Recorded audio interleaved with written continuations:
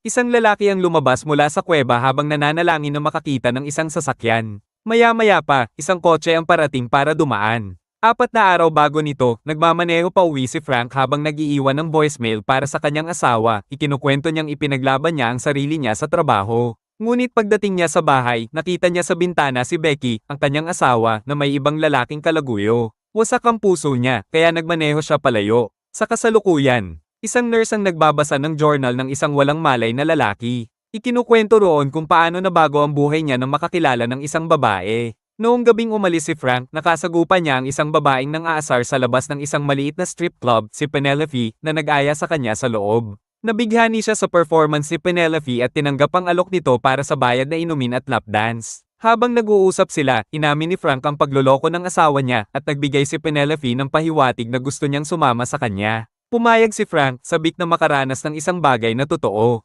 Bago sila umalis, ibinigay muna ni Penelope sa manager ng club ang credit card na ninakaw niya kay Frank at kinuha ang mga gamit niya. Hiningi ng manager ang mas malaking porsyento at naging agresibong sexual. Kumontra si Penelope at marahas siyang inatake. Narinig ni Frank ang kaguluhan, nagatubili siya ng sandali, ngunit tumakbo pa rin siya papasok upang iligtas si Penelope. Nang pagbantaan siya ng lalaki, kinuha ni Frank ang baril nito. Binaril ang kamay niya at pinilit na makipaghiwalay kay Penelope. Kinuha ni Penelope ang pera at computer ng club at tumakas sila gamit ang sasakyan ni Frank, ngunit naitala ng manager ang plaka nila. Habang tumatakas sila, niyakap ni Penelope si Frank, sinasabing pinatunayan niyang mahalaga siya dahil ipinagtanggol niya ito. Kinabukasan, sinulat ni Frank sa kanyang journal ang nangyari at ang nararamdaman niya kay Penelope. Dahil sa bugso ng damdamin, ginastos nila halos lahat ng pera para bumili ng second-hand na kotse na kanilang nadaanan at nagmaneho ng mabilis. Hindi nakapagpigil si Frank kaya itinabi niya ang kotse sa tabi ng lawa. Doon, nilukuban sila ng pagnanasa at nagtalik.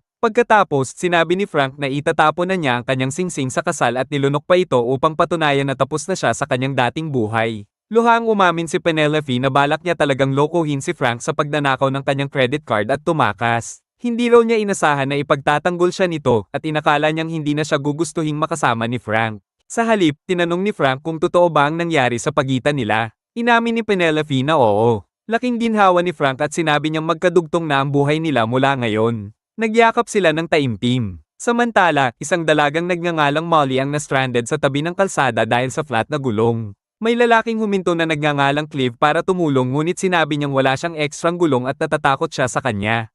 Binuksan ni Molly ang trunk at sinuri ito ng lalaki. Nakita niyang merong ekstrang gulong pero nagsinungaling siya. Nag-alok itong ito ang kotse niya. Pumayag si Molly at sumakay sa tow truck habang inaayos ng lalaki ang pagkakahok ng sasakyan.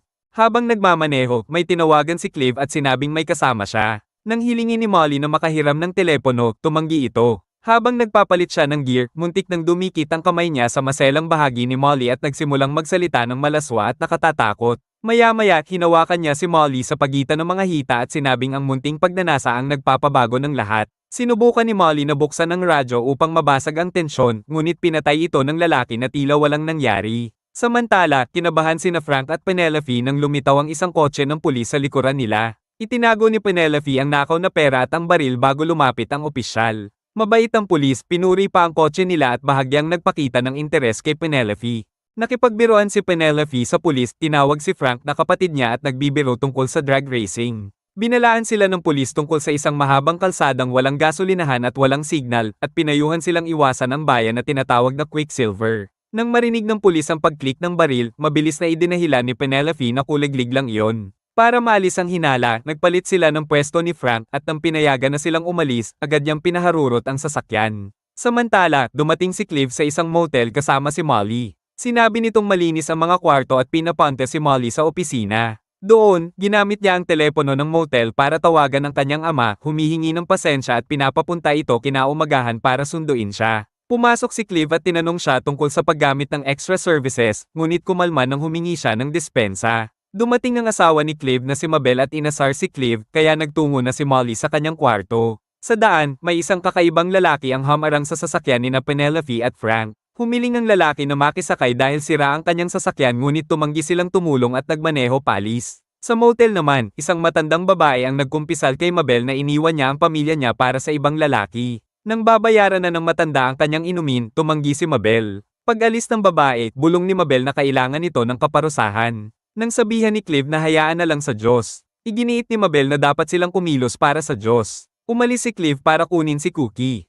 Pagdating ni Frank at Penelope sa parehong motel, mabilis na itinago ni Clive at Cookie ang bangkay na hinihila nila. Humingi si Frank ng kwarto, at dahil nagsabi si Penelope na gusto nila ng honeymoon vibe, binigyan sila ng king room at libreng inumin sa bar. Sa opisina, napansin ni Frank ang nakakatakot na tato sa braso ni Clive na ipinaliwanag naman nito. Maya-maya paglabas, nagulat sila nang lumabas si Cookie sa kanilang kotse para ibalik ito na malinis at ipinarado pa sa mismong tapat ng kwarto nila. Habang papalayo si Penelope, tinanong ni Frank kung maaari niyang paluin ang kanyang puwet. Pumayag siya kaya pinalo niya ito bago sila maghiwalay. Pagkatapos, bumalik si Cookie sa paghila ng bangkay at kalaunan ay nakarating siya sa isang kwarto kung saan ay tinaga niya ang isang binti ng isang patay na babaeng nakasabit. Pagkatapos maligo ni Molly, may narinig siyang mga ingay. Sumilip siya sa labas at nakita si Cookie na may hawak na kutsilyo at putol na binti. Nang magpang-abot ang tingin nila, mabilis niyang isinara ang kurtina. Pumunta si Cookie kay Clive para sabihin ang nangyari. Pinakalma siya ni Clive, saka tinungo ang pinto ni Molly at kunwari nag-aalala dahil hindi raw ito kumain.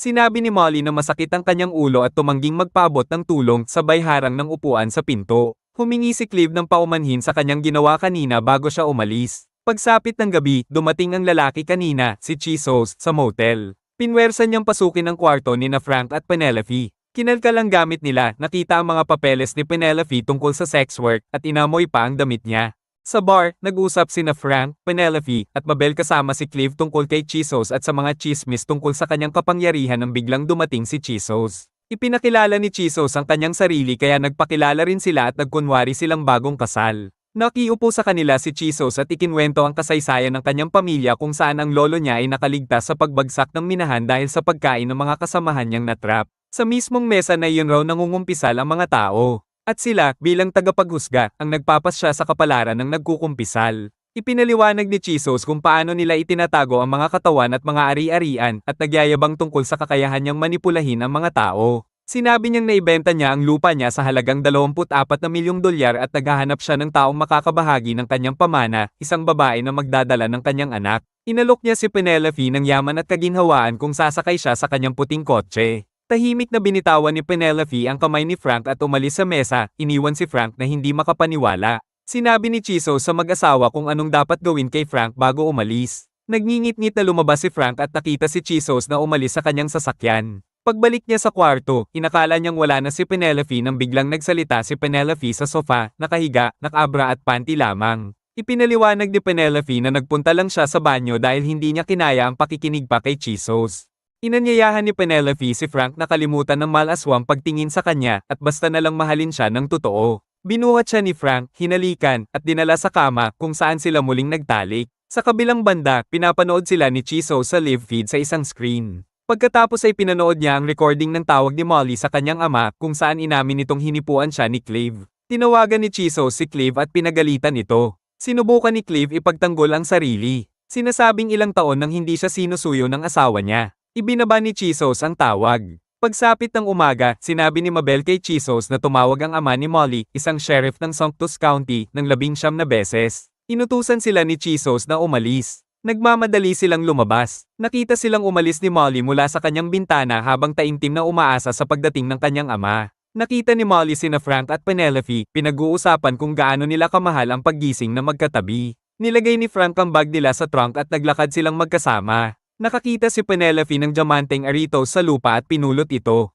Lumuhad si Frank na may hawak na singsing at kunwari nag-propose. Binalaan siya ni Penelope na huwag siyang luluhod kung hindi iyon seryoso. Nangako si Frank na sorpresahin niya ito balang araw. Naghalikan sila at naglakad palayo. Di nagtagal, pasimpleng sumakay si Molly sa kanilang kotse. Pumasok sina Frank at Penelope sa diner at umorder ng almusal. Hinangaan ni Frank ang figure ng isang sundalong pandagat, sinasabing pinaaalala nito ang kanyang ama na namatay noong siya'y 16. Sa kabilang banda, palihim na may isinaboy si Cookie sa kanilang kape. Inihatid ni Cookie ang mga inumin. Sinabi ni Penelope kay Frank na kunin ang figurean dahil baka magbigay iyon ng proteksyon sa kanila. Sa highway, nang makitang papalapit ang sheriff, nagsagawa sina Mabel at Clive ng kunwari away mag-asawa. Nang dumating ang sheriff, pinaghiwalay niya sila at pinagalitan si Clive. Nang tumalikod ang sheriff, binaril siya ni Mabel sa likod ng ulo. Sa diner, nagsimulang ituro ni Magda, asawa ni Cookie, sina Frank at Penelope at sumisigaw. Kinuha ni Cookie ang shotgun at lumapit. Hinugot ni Frank ang kanyang baril at inutusan siyang ihagis ang baril sa sahig. Tumakbo si Penelope papunta sa kotse. Kinuha ni Frank ang shotgun at tumakas. Pagkasakay ng kotse, agad silang umalis. Dumating si Chisos at nalaman ang nangyari. Nang lumiko sila ayon sa kagustuhan niya, tinawagan niya si Mabel at sinabing pigilan ang dalawa. Kinumpirma ni na Mabel at Clive na ngayon ay nasa sasakyan ng sheriff na sasalubungin nila ang dalawa. Nagkasalubong ang dalawang sasakyan sa highway saka iniutos ni Mabel kay Clive na bumalik. Napagtanto ni Frank na sinusundan sila kaya huminto sila. Nang bumaba si Clive bilang pulis, dumating si Mabel mula sa likuran at tinakpan ng mukha ni Frank ng tela. Tinamaan ni Clive ng taser si Penelope habang tinutulungan si Frank. Tumakbo si Molly palabas na nagtatago sa kotse pero binaril ni Mabel ang binti niya. Hinabol siya ni Clive at binuhat palayo. Minaneho ni Clive ang kotse ng sheriff kasama ang bangkay ng sheriff at walang malay na si Molly habang binabasa ang journal ni Frank. Si Mabel naman ang nagmaneho ng kotse ni na Frank na parehong walang malay sa likuran. Dumating sila sa compound ni Chisos. Inutusan ni Mabel si Clive na ihulog si Frank sa hukay kaya binuhat niya ito at inihulog. Dinala naman ni Cookie si Penelope sa isang bahay, inilapag siya sa mesa, inamoy ang dibdib nito, saka ikinulong sa isang selda na sinundan naman ni Magda. Maya-maya, dumating si Chisos na sinalubong ni Mabel. Ang dalawa ay naghalikan na nasaksihan naman ni Clive. Inutusan ni Chisos si Mabel na ihanda si Penelope ng maingat. Pinuntahan ni Mabel si Penelope, kinuha ang hose at binuhusan siya ng tubig para magising. Sa hapunan, nagsagawa ng ritual na panalangin sina Chisos at ang kanyang mga taga-sunod, nagpapasalamat sa Diyos para sa isang masaganang sisidlan at nangangakong lilinisin ang kasalanan. Kinabukasan, binisita ni Chisos ang hukay, kung saan nagpupumilit umakyat si Frank. Hiningi ni Frank na malaman kung nasaan si Penelope. Sinabi ni Chisos na hinihintay siya nito. Iginiit ni Frank na kahit 2 araw lang silang magkasama ni Penelope, mas mahalaga iyon kaysa anumang naranasan ni Chisos. Nagngingit-ngit na nagtalumpati si Chisos tungkol sa pagkukunwari at ipinaliwanag na mamamatay sa gutom si Frank bago pa siya makalabas. Binalaan ni Frank na hahanapin niya si Chisos kung sasaktan nito si Penelope. Hindi siya pinansin ni Chisos at umalis. Pinuntahan ni Chisos si Penelope. Sinabi niyang hindi na babalik si Frank pero hindi siya naniwala. Sinabi ni Chisos na ipapanganak niya ang anak nito, iginiit niyang ang lahat ng paglikha ay nagsisimula sa dahas. Sagot ni Penelope, wala pa siyang ibinigay ng buong buo sa kahit sino maliban kay Frank. Ipinilit ni Chisos na kaya niya itong mahalin, pagkatapos ay umalis. Mahinang bulong ni Penelope na alam niyang darating si Frank para sa kanya. Kalaunan, umalis si Chisos sakay ng kanyang sasakyan na nakita naman ni Clive. Nagkamalay si Molly sa loob ng police car, nakita ang bangkay ng kanyang ama at napasigaw sa matinding dalamhati. Nakakita siya ng baril at kinuha ito. Sa labas, nasaksihan niyang binibigti ni Clive si Mabel gamit ang belt. Umiiyak siyang nagtago ng papalapit si Clive. Humingi si Clive ng tawad sa lahat ng nagawa bago binuksan ang pinto at tumakbo si Molly palayo. Nakita ni Penelope ang isang malaking pako sa sahig at itinago ito. Pinagmamasdan siya ni Cookie habang kumakain. Gumalaw ng mapang-akit si Penelope, sinasabing magkaiba ang nakatingin at nanunood. Tinukso pa niya ito tungkol sa mga paghipo nito noon, sinasabing malakas ngunit banayad ang dating. Inamin ni Cookie na masyado siyang marahas sa mga babae. Sinabi ni Penelope na may mga babaeng gusto ng marahas at isa siya sa mga iyon. Binuksan niya ang shorts niya at inalok ang sarili. Nang mag-atubili si Cookie, tinukso ni Penelope si Chisos at bumulong na ang mga lihim ay ligtas kung hindi isinasalita. Kinuha ni Cookie ang mga susi at ikinandado ang isang bakal na posas sa paa ni Penelope. Pinaupo ni Penelope si Cookie bago siya lumabas sa selda, isinara ang pinto, at lumapit sa kanya. Nagising si Frank sa hukay kung saan nakaupo si Clive, hawak ang journal niya. Sinabi ni Clive na relihiyoso siya at sinabing wala siyang makita ni isang kasalanan sa ginawa ni Frank. Nakiusap si Frank na tulungan siya. Tumanggi si Clive, sinasabing hindi niya pagtataksilan ng kanyang mga tao, ngunit sinabi nitong iligtas ni Frank ang sarili kung gagawa siya ng kasalanan. Pagkatapos ay tumalon si Clive sa hukay na may lubad sa leeg. Nabigla si Frank pero kalaunan ay ginamit niya ang katawan nito upang makakyat sa pader. Sa kasalukuyan, lumalabas na si Clive ang lalaki sa ospital na ngayon ay sinusubukang i-revive pero namatay din. Sa bahay, inangat ni Penelope ang kanyang damit at kumandong kay Cookie. Pagkatapos itanong kung handa na ba ito, sinabi niyang kung magkita sila ni Frank, dapat humingi siya ng tawad sa mga ginawa niya, sabay tusok ng pako sa mata nito. Napasigaw si Cookie sa sakit hanggang silang dalawa ay bumagsak sa sahig. Sinubukan niyang abutin ang mga susi pero hinayla siya ni Cookie sa paa. Dali-daling umalis si Frank, iniwan ang bangkay ni Clive. Pagkapunta sa bahay, narinig niya si Penelope at nagtungo rito. Hinahampas-hampas ni Frank si Cookie ng kahoy hanggang mamatay. Nalaman ni Chisos ang nangyayari nang tawagan siya ni Magda. Pinalaya ni Penelope ang kanyang paa at tumakbo. Tinatawag si Frank na kalaunan ay sumunod din. Natisod si Penelope sa labas at nakita ang bangkay ni Mabel. Sinundan sila ni Magda at gumuhit ng nakangiting mukha sa lupa. Tumango si Penelope sa kanya at sumakay sa kotse kasama si Frank. Umalis sila habang pinapanood sila ni Chisos mula sa malayo, hinihiling na sana'y lumiko sila pakanan. Maya-maya pa sa daan, nakita ni na Frank at Penelope si Chisos na nakatayo sa gitna ng highway. Tumigil ang makina nila habang papalapit ito at hirap silang paandarin muli. Inilagay ni Penelope ang figure ng marinong aso sa dashboard. Humandar sa wakas ang makina. Pinatakbo ni Frank ng mabilis ang kotse habang itinaas naman ni Chisos ang kanyang mga kamay na parang pinipigilan ito. Naghalikan sila bago binunggo si Chisos. Kumapit si Chisos sa hood, gumagapang papunta sa windshield hanggang mahulog siya sa ilalim ng sasakyan. Nagsisisigaw si Penelope ng mga mura habang pinapakalma siya ni Frank. Kalaunan, natagpuan ni Molly si Chisos na sugatan sa kalsada. Umihi siya sa mukha nito, saka binaril ng paulit-ulit hanggang tumigil ito sa paggalaw.